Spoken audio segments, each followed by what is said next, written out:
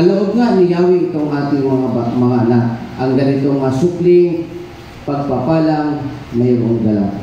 So, maliwanag po mga kapatid na mga magulang, no? Mga magulang at mga ninang nandito po ngayon. Dapat nating maunawaan na isang sagrado po ang gawain na paghahandog o pagtatalaga ng isang bata sa ating Diyos. Bakit po? Sapagkat mayroon po itong kaakibat na tungkulin para sa kanilang mga anak. Hindi po madali at hindi po basta-basta ang tumanggap ng responsibilidad bilang mga ninong at ninang at mga magulang na mga bata. Ang mga bata po kasi ay pamana mula sa Panginoon at ang mga magulang ang tagapag-alaga na mayroon pong pananagutan.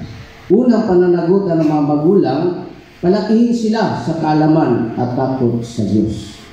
Yan po yung unang tungkulin o pananagutan ng mga magulang sa Panginoon. Palakihin at palakihin sila sa kaalaman at takot sa Diyos. Pangalawa, tiyakin na maunawaan nila ang kanilang pagkakakilanlan at layunin sa kanila.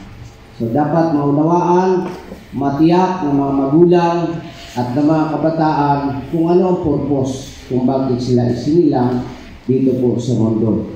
So, dapat maintindihan po natin, tayo po ng mga magulang, mga ninong at ninang, dapat maunawaan dito natin ano ang purpose, bakit po tayo lumagay sa ganung katayuan na pagiging mga magulang.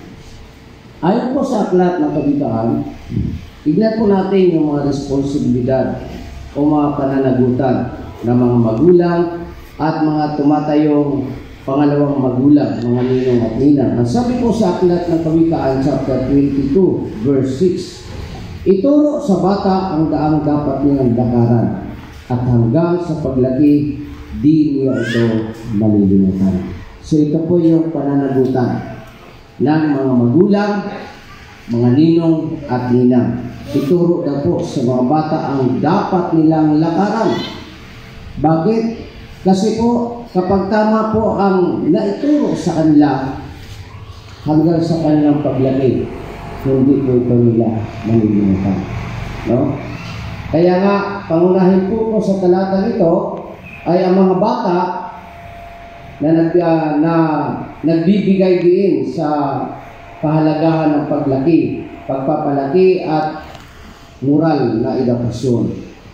Ang mga magulang ang responsible sa pagsasanay at paggabay sa mga bata na inatasang magtanim ng mga pagpapahalaga at prinsipyo na aayon sa aral ng Panginoon. So, ito po yung responsibilidad, pananagutan ng mga magulang na taniman sila na tumayong ninong at ninang. Pasapasa na lang po picture sa mga ninong at uy, matit!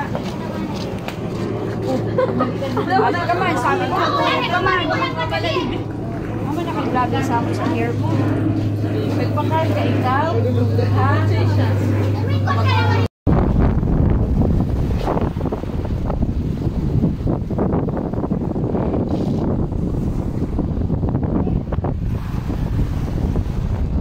Ano?